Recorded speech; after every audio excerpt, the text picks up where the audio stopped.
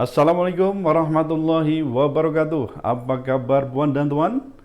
Jumpa kembali dengan saya Profesor Suteki di channel yang radikal, ramah, terdidik, dan berakal.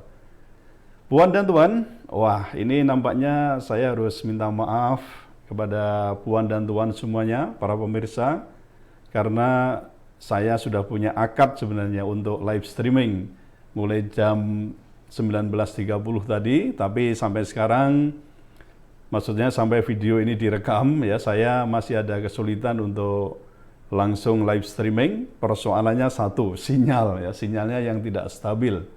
Tapi saya yakin apa yang saya sampaikan ini tidak mengurangi kualitas ya dari live streaming, karena akan kami segera untuk diupload.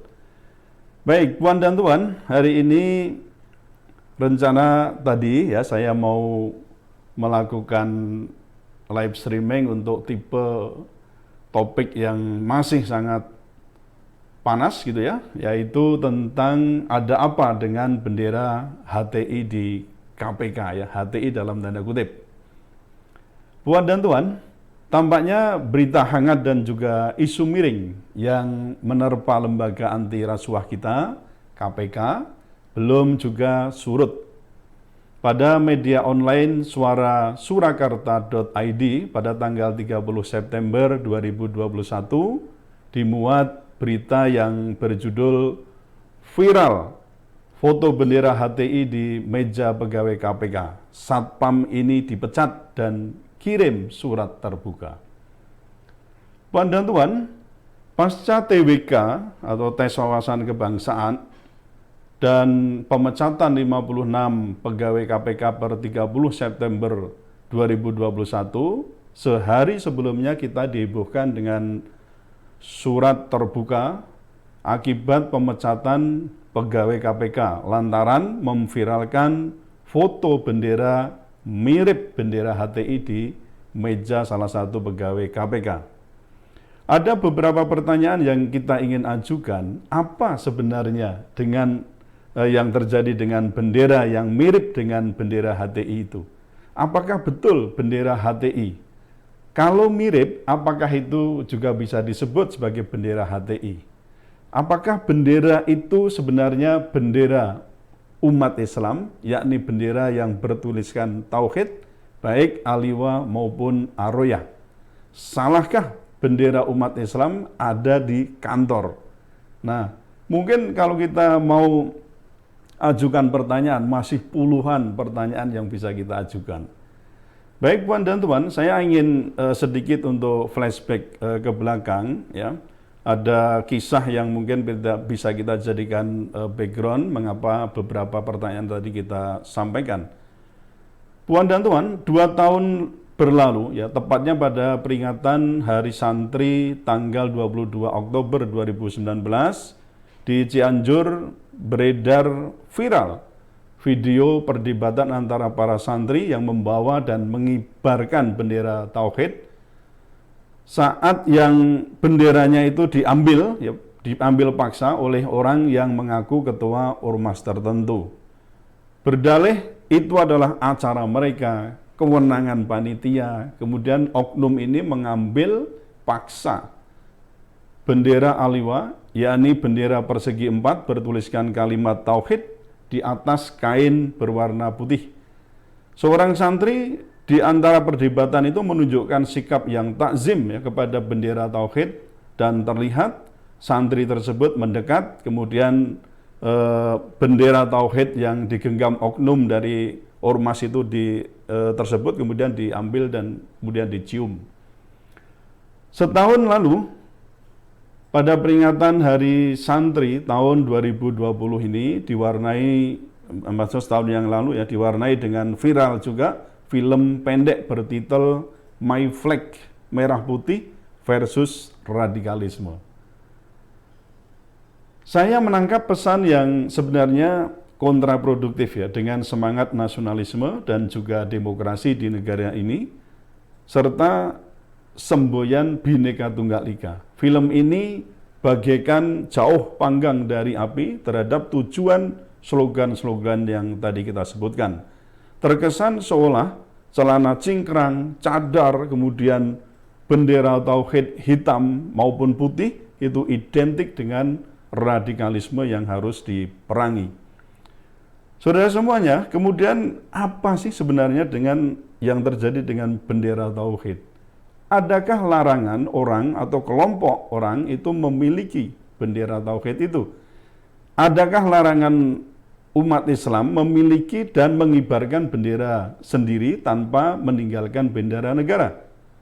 Setiap santri mestinya paham sesungguhnya apa yang bisa menyatukan umat Islam itu.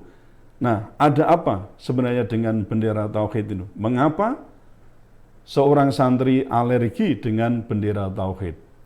Puan dan Tuan, mari kita analisis apa sebenarnya simbol yang bernama panji atau bendera itu. Sangat menarik apa yang dikatakan oleh George Herbert Mead ya ketika membahas sebuah teori komunikasi, yakni teori interaksionalis simbolik. Ia menjelaskan bahwa manusia termotivasi untuk bertindak berdasarkan pemaknaan yang mereka berikan kepada orang lain, benda, dan kejadian. Dapat dikatakan bahwa manusia bertindak berdasarkan pemaknaan atas simbol tertentu yang disepakati. Nah, salah satu simbol yang memiliki makna khusus bagi pemiliknya adalah panji-panji. Panji adalah bendera yang dibuat untuk menunjukkan kedudukan dan kebesaran suatu jabatan atau organisasi. Ada komunitas yang membuat dan mengagungkan suatu panji, tapi juga ada pula komunitas yang tidak terlalu peduli dengan panji-panji itu. Sepanjang peradaban dunia, terbukti banyak peradaban suatu bangsa itu memiliki panji tertentu sebagai simbol keberadaan dan juga persatuan bangsa itu, bahkan sudah dimiliki pada saat suatu komunitas itu belum menjadi negara modern, yakni ketika kelompok tadi masih menjadi komunitas berupa kerajaan misalnya. Lalu apa urgensi panji tauhid suatu komunitas, terutama bagi umat Islam ya? Bendera bagi suatu bangsa merupakan sarana pemersatu, identitas, dan juga wujud eksistensi bangsa yang menjadi simbol kedaulatan dan kehormatan suatu komunitas, organisasi, lalu juga hingga negara bangsa tertentu. Bendera merupakan manifestasi kebudayaan yang berakar pada sejarah perjuangan bangsa, kesatuan dalam keragaman budaya, dan kesamaan dalam mewujudkan cita-cita bangsa. Sebagai sebuah simbol, saudara sekalian, maka seringkali bendera itu sebagai lambang harga diri. Menghinanya, menistakannya, sama saja dengan menistakan harga diri pemilik bendera tersebut. Setelah masa ekspansi dari Daulah Islam berakhir dengan runtuhnya kekhalifahan Utsmani tanggal 3 Maret 1924, simbol-simbol menyerupai Ar-Royah dan juga Al-Liwa itu kembali muncul. Banyak kelompok dan ormas yang menggunakan simbol tersebut sebagai lambang organisasinya. Namun apakah itu diperkenankan? Nah, secara yuridis sebenarnya tidak ada larangan bagi suatu kelompok untuk memakai simbol Ar-Royah maupun Al-Liwa. Namun, dari sisi moral dan agama, jika tujuannya untuk menipu atau mengecoh umat, tentu itu jelas tidak boleh. Bahkan ada yang mensinyalir kelompok-kelompok ekstremis seperti Islamic State of Iraq and Suriah atau ISIS menggunakan Ar-Royah dan Al-Liwa untuk menipu umat Islam. Hal itu dibuktikan dengan perbuatan mereka yang tidak sesuai dengan slogan yang mereka usung. Penggunaan Ar-Royah dan Al-Liwa hanya sekedar propaganda untuk menarik simpati umat Islam saja. Nah, Puan dan Tuan, apa sebenarnya fungsi bendera tauhid bagi umat Islam? Puan dan Tuan, suatu komunitas, apalagi suatu bangsa, memiliki cara untuk menunjukkan bahwa mereka atau para anggotanya itu berhimpun menjadi satu dan memiliki persamaan pendapat dan juga persatuan hati mereka. Tanda untuk semua itu adalah panji dan bisa juga dalam bentuk namanya bendera. Inilah makna tersembunyi dari balik suatu bendera. Terkait dengan polemik bendera, perlu disebutkan bahwa kini tidak ada larangan dari pemerintah jika ada pihak yang mengibarkan bendera berkalimat tauhid. Yang tidak boleh jika bendera itu ada logo Hizbut Tahrir Indonesia, ormas yang sudah dibubarkan oleh pemerintah. Nah, bagaimana kita akan menggunakan dan memaknai bendera tauhid sangat tergantung dengan literasi yang kita kuasai. Umat Islam termasuk para santri di Indonesia merupakan komunitas yang berpotensi untuk memperbaiki dan juga menyokong peradaban baru yang hendak dibangun untuk mewujudkan dunia yang rahmatan lil alamin. Puan dan tuan, santri dan bendera tauhid tidak dapat dipisahkan. Keduanya bagaikan dua sisi dari satu mata uang. Nasionalisme yang dianut di Indonesia memang boleh tetap diperjuangkan karena eksistensi kita kini menjadi manusia Indonesia. Namun, menista bendera tauhid dengan menghadap-hadapkannya versus bendera merah putih bukanlah langkah yang cerdas untuk menanamkan nasionalisme dan menjunjung tinggi slogan Bhinneka Tunggal Ika, apalagi soal demokrasi. Kita beragam komunitas dan semua komunitas boleh memiliki panji, antara lain berupa bendera. Jadi di negara dengan pluralitas semacam Indonesia itu mustahil yang berkibar itu hanya bendera merah putih dan melarang kepemilikan serta pengibaran bendera lainnya. Partai politik, ormas, kampus, bahkan setiap pemerintah daerah juga memiliki dan mengibarkan bendera masing-masing. Bendera merah putih adalah lambang sekaligus bendera negara, sedangkan panji-panji lainnya adalah lambang komunitas yang juga harus dihargai.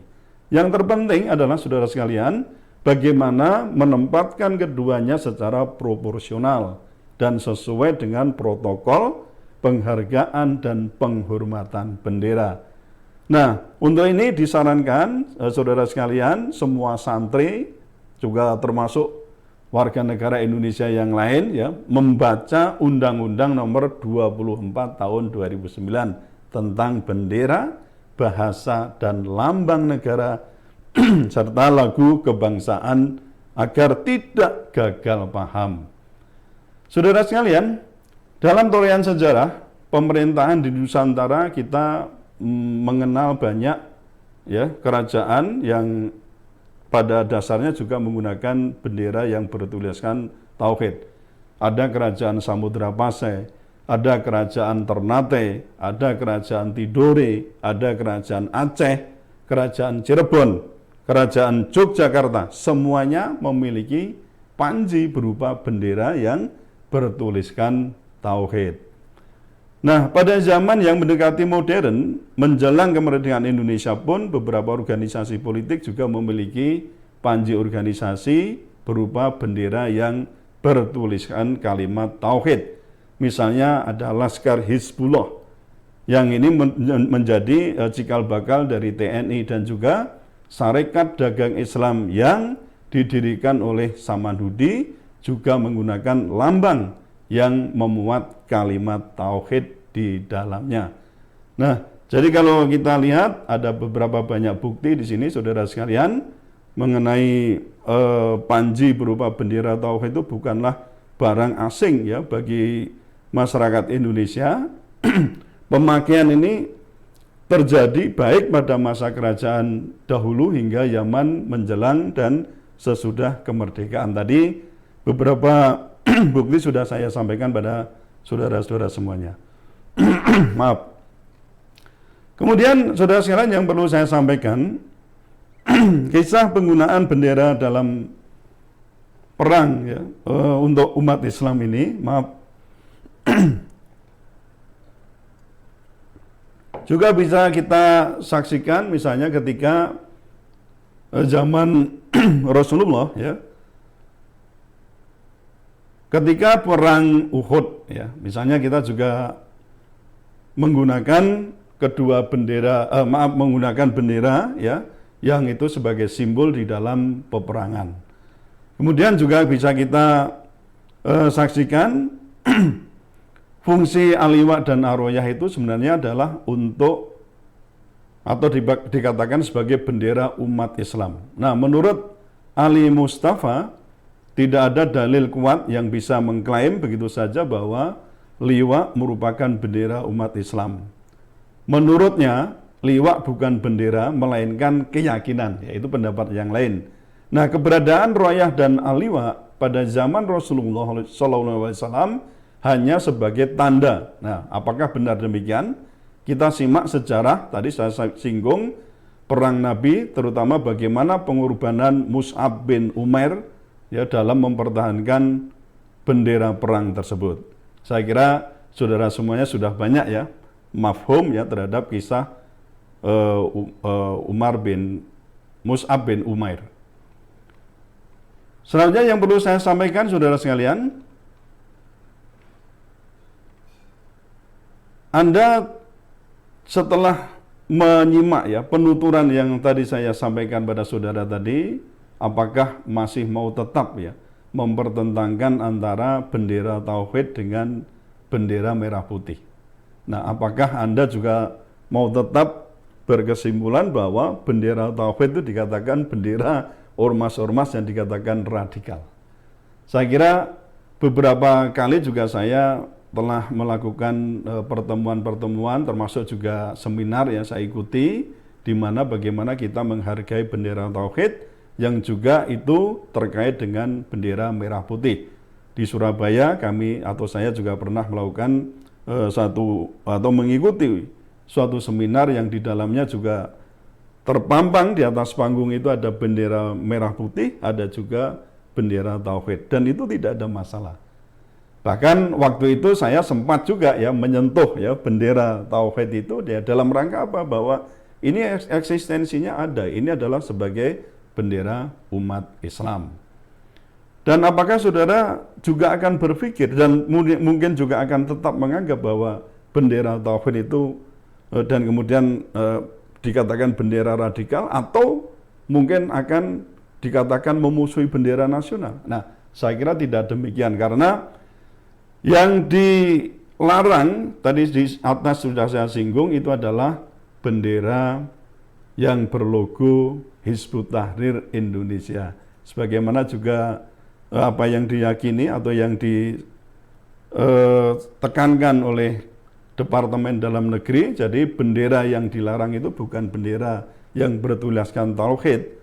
Yang dilarang adalah bendera HTI yang di situ ada tulisan atau logo Hizbut Tahrir Indonesia.